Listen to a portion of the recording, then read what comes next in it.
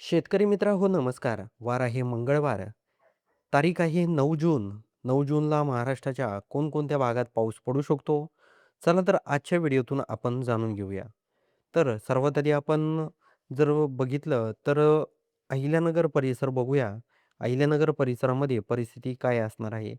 तर आपण जर बघितलं तर संध्याकाळी 5च्या सुमारास काही भागांमध्ये ढगाळ वातावरण आपल्याला 9 जूनला दिसत आहे. म्हणजेच अहिल्यानगर, राहुरी, श्रीरामपूर या भागामध्ये. त्याचबरोबर गोडेगाव, श्रीगोंदा, दौंड हा जर परिसर बघितला, तर इथे पूर्णपणे कोरडं वातावरण आपल्याला दिसत आहे.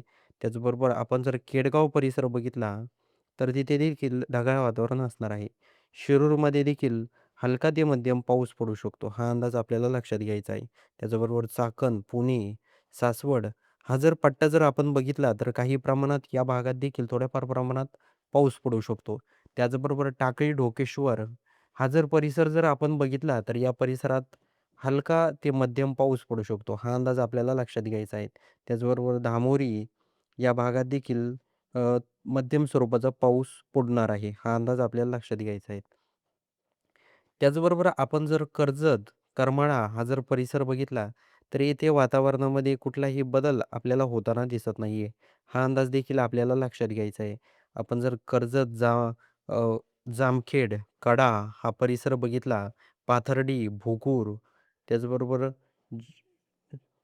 पैठण, गंगापूर, छत्रपती संभाजीनगर, तर या भागामध्ये पूर्णपणे आपल्याला कोरडं वातावरण दिसत आहे. त्याचबरोबर फुलंब्री परिसर जर बघितला, तर या परिसरात देखील आपल्याला थोड्याफार प्रमाणात ढगाळ वातावरण दिसत आहे. कन्नड, देवळाली, त्याचबरोबर वैजापूर, येवला, कोपरगाव या परिसरात देखील पूर्णपणे कोरडं वातावरण आहे. मनमाड, चांदवड, त्याचबरोबर निफाड, वणी, नाशिक, सिन्नर अकोले, घोटी या परिसरात देखील पूर्णपणे कोरडं वातावरण आपल्याला दिसत आहे. त्याचबरोबर आपण जर अमरावती हा परिसर जर बघितला, अमरावती, अचलपूर, तर ह्या भागात देखील आपल्याला कोरडं वातावरण दिसत आहे. हा देखील अंदाज अरवी, त्याचबरोबर वर्धा, यवतमाळ, अर्नी, पांढरकवडा, आदिलाबाद या भागात देखील कोरडं वातावरण दिसत आहे. त्याचबरोबर आपण जर उमरेड हा भाग बघितला तर येथे ढगाळ वातावरण असणार आहे. नागपूरमध्ये देखील काही प्रमाणात ढगाळ वातावरण असण्याची दाट शक्यता आहे. आपण जर भंडारा भाग बघितला तर ढगाळ वातावरण असणार आहे. तर गोंदियामध्ये हलका ते मध्यम पाऊस पडू शकतो. हा अंदाज आपल्याला लक्षात घ्यायचा आहे.